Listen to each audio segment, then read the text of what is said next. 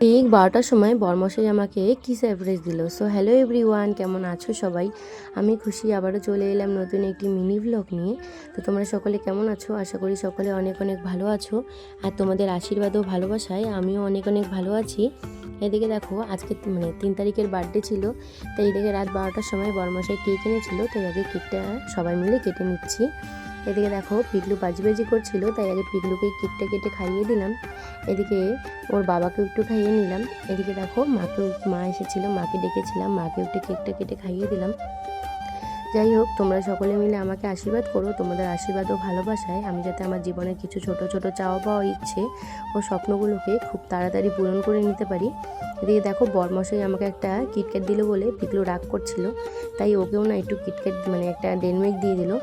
বাচ্চারা তো অন্যের গিফট দেখলে খুব নিতে ইচ্ছে করে, কিন্তু আমার পিগলু খুব দুষ্টু। আমার নিজের গিফটগুলো তো খাবে, প্লাস আমার গিফটগুলোও আমাকে দেয় না, সেগুলোও ও নিয়ে নেয়।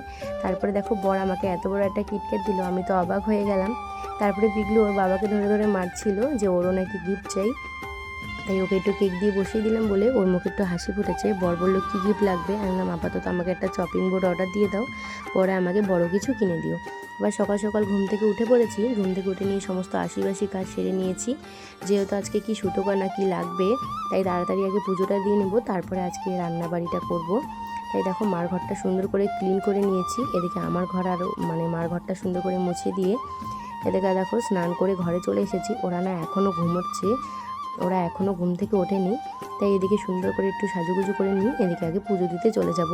তাই এদিকে পুজো দিতে চলে এসেছি। এদিকে দেখো, মন্দিরটা খুলে নিলাম সুন্দর করে, গোপুকে ওইদিকে জাগিয়ে দিয়েছিলাম। এদিকে বর কি সুন্দর একটা গোপুর জন্য জামা এনেছে আর কিছু রং এনেছিল, আবির এনেছিল। তারপরে সুন্দর করে ঠাকুরগুলোকে একটু মুছিয়ে দিচ্ছি। তারপরে এদিকে দেখো, সুন্দর করে একটু পুজো দিয়ে নেবো। এদিকে গোপাল করে একটু সুন্দর করে মুছিয়ে দিয়ে এদিকে সুন্দর করে জামাটা পরিয়ে নিয়েছি। গোপুকে আজকে খুব সুন্দর লাগছিল। তারপরে দেখো, পুজোটা সুন্দর করে কমপ্লিট করে নিচ্ছি। এদিকে আমরা হোলি খেলবো, ঠাকুররা হোলি খেলবে না, সেটা তো ভালো হয় না, তাই ওদেরকেও একটু সুন্দর করে ওদের গালেও পায়ে সুন্দর করে একটু ছুঁয়ে দিলাম। তারপরে ঘরের পুজোটা কমপ্লিট করে বাইরে চলে এসলাম। এদিকে তুলসী বেদিটাকেও সুন্দর করে সাজিয়ে দিলাম। এদিকে আমার ঘরের পুজোটা একদম কমপ্লিট হয়ে গেছে। মা তো যাবে কাজে, তাই আগে মাকেই আবিরটা দিয়ে, প্রথম আবিরটা মাকে দিয়ে সুন্দর করে আশীর্বাদ করে নিলাম। তারপরে এদিকে দেখো, মা বললো আজকে নিরামিষই খাও, তাই আজকে নিরামিষ আর একটা সবজি বানাচ্ছিলাম আর ভাত বসিয়ে দিয়েছিলাম। পাশের বাড়িতে পুজো হয়েছিল, তাই কিছু খিচুড়ি এনেছিল, সেটাই দুজন মিলে খেয়ে নিলাম। এদিকে খেতে খেতে ফট করে দেখি পাথরের গাড়ি চলে এসেছে। তারপরে এদিকে ভাগ্নিদেরকেও একটু ডেকে নিয়েছিলাম, তারপর ওদেরকে একটু বার্থডে কেকটা খাইয়ে দিলাম। এদিকে পিকলুকেও একটু দিলাম। তারপরে এটা হচ্ছে আমাদের মালতী বুড়ি, সেটাকেও একটু কেকটা দিয়ে দিলাম। ও তো ক্যামেরাতে আসতে খুব ভালোবাসে, আর আমার সাথে ও বেশিরভাগই ভিডিও করে, তোমরা আমার ভিডিও দেখলেই বুঝতে পারবে। আর এদিকে বানাচ্ছিলাম ভেজ ডাল, ফুলকপি টুলকপি সব কিছু দিয়ে।